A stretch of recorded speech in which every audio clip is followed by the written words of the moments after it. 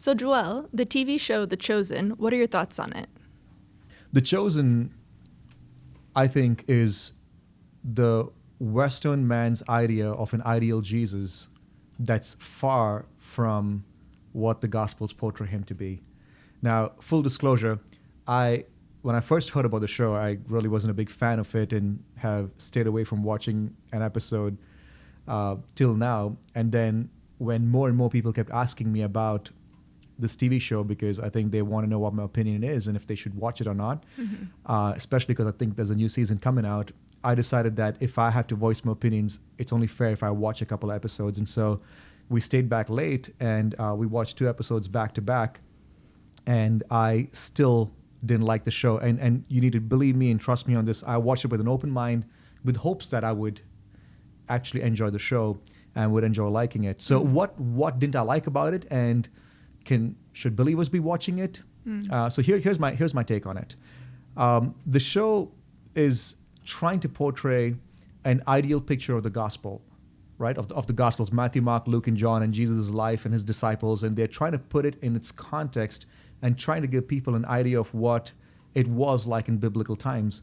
And if anybody has read through the Gospels, you don't have to go to Israel or Jerusalem to know that what they're portraying is really not what it would have been like.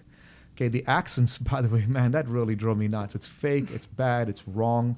The way male and female interactions are far from what culturally it would have been like. And it's really annoying that they make the disciples look like a bunch of idiots. Nicodemus, his name means leader of the people, but he's being manhandled by his wife and being treated like a fool.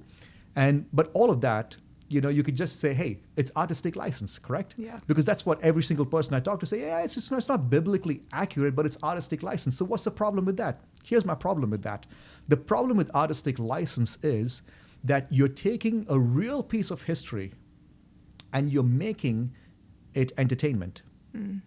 What's wrong with taking real pieces of history and making entertainment? Well, why don't you ask people in different cultures if you can take that piece of history and turn it into entertainment? Okay? They're not going to like it. I would hate it if people took my history and turn it into entertainment. Yeah. Okay? So when you take something, and this is not just a piece of history, this is something that people have laid down their life for. The Gospels that are being preached, people have laid down their life for it. And you take it and you make it just entertainment. Now that should really upset a lot of people who really hold fast to the Bible, who hold fast to the Gospels. And especially when there are people who are leaving the church saying the Bible is just a myth and a fairy tale, and you're now magnifying that even more by just saying it's just entertainment now. So I wrote on a few notes, and to put it in a nutshell, I think if they're going to make a show like this, just call it entertainment. And take the advice of what they say when the show starts. It says viewers are encouraged to read the Gospels. I think people should do that and look at it as just as entertainment. But rewriting history as entertainment is brainwashing people. And I think that's what the show does. I think it brainwashes people into an idea of what biblical culture looks like. So here are my 3 absolute reasons why believers should probably boycott the show and encourage others to boycott the show. Number 1, I think it's making believers lazy. This is what I've heard all along. They're using the show as a means of spreading the gospel, which is not the gospel to begin with. So instead of you learning to share the gospel, you fasting and praying for those who are lost, you're inviting them over to watch a show, or you're sending them the app and a login or whatever, how it is they watch it, to go watch it. Yeah. And we're just sitting on the couch. And I think that's exactly what the enemy wants to do. It wants to keep you on the couch. Instead of keeping you on the streets or in your neighborhood or with your workplaces to share the gospel. Hey, here's a TV show, just go watch it, right? The second thing is, I think Christians in the West don't understand how demeaning and disrespectful we've been towards the Jews.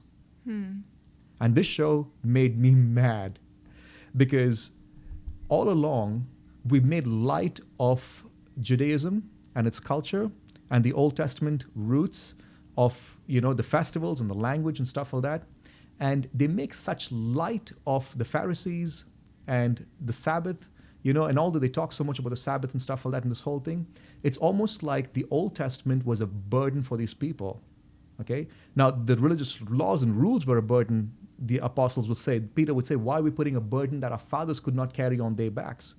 But the law is perfect. The law is good, David writes. And Jesus came to fulfill the law, right? Not to abolish the law. And they make this Old Testament God and what God had, put for the people as such a terrible thing for them to do, and make the Jews look like such idiots, which I think is absolutely stupid.